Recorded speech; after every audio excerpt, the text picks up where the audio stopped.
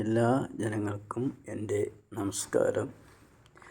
ഞാനിന്നിവിടെ പറയാൻ പോകുന്നത് ഓരോ നക്ഷത്രക്കാർക്കും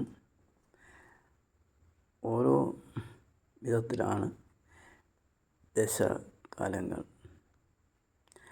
അതനുസരിച്ചാണ് ഓരോരുത്തരും ചെയ്യേണ്ടത്. പക്ഷെ അതാർക്കും അറിയാതെ പോകുന്ന കാര്യമാണ്. ഞാൻ നേരത്തെ തന്നെ ഓരോ നക്ഷത്രക്കാരുടെ ദശാകാലം പൂർണ്ണമായിട്ടും കൊടുത്തിരുന്നു. അതിന് ചില സമയങ്ങളിൽ ശകലം കുറയാനും കൂടാനൊക്കെ സാധ്യത ഉണ്ടെങ്കിൽ തന്നെ പൂർണ്ണമായിട്ട് തന്നെയാണ് ഓരോ നക്ഷത്രക്കാർക്കും ഉണ്ടാവുന്നത്. അതുകൊണ്ട് ദശാകാലങ്ങളിൽ അതനുസരിച്ച് അതാത് നവഗ്രഹങ്ങളെ പ്രീതിപ്പെടുത്തുകയും നമസ്കരിക്കുകയും പ്രദക്ഷിണം വയ്ക്കുകയും ഒക്കെ ചെയ്തു കഴിഞ്ഞാൽ വരുന്ന തടസ്സങ്ങളും വിഘ്നങ്ങളും മറ്റുള്ള തരത്തിലുള്ള പ്രയാസങ്ങളൊക്കെ മാറുന്നതാണ്.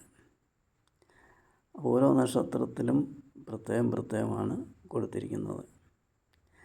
അതനുസരിച്ച് അതാത് വയസ്സിൽ നോക്കിയതിന് ശേഷം അവരവർ തന്നെയാണ് ഇത് ചെയ്യേണ്ടത്. അത് നോക്കിയതിന് ശേഷം അതുപോലെ നവഗ്രഹം ഉള്ള ക്ഷേത്രങ്ങളിൽ പോയി പ്രാർത്ഥിക്കുക, പ്രീതിപ്പെടുത്തുക, നമസ്കരിക്കുക, മന്ത്രം ജപിക്കുക. ഇങ്ങനെ ചെയ്തു കഴിഞ്ഞാൽ വരുന്ന ഓരോ ദിവസങ്ങളിലും ഓരോ സെക്കൻഡുകളിലൊക്കെ വരുന്ന ദോഷങ്ങളൊക്കെ മാറുന്നതാണ്. ഇതൊന്നും ചെയ്യാതാണ് ഓരോരുത്തരും പല രീതികളിലും പല കാര്യങ്ങളും ചെയ്യുന്നത്. അപ്പോൾ അങ്ങനെ ചെയ്തുകൊണ്ട് നിങ്ങൾക്ക് വരുന്ന തടസ്സങ്ങളും ദോഷങ്ങളൊന്നും മാറുന്നതല്ല. അതുകൊണ്ട് ഇനിയെങ്കിലും നിങ്ങൾ ശ്രദ്ധിച്ച്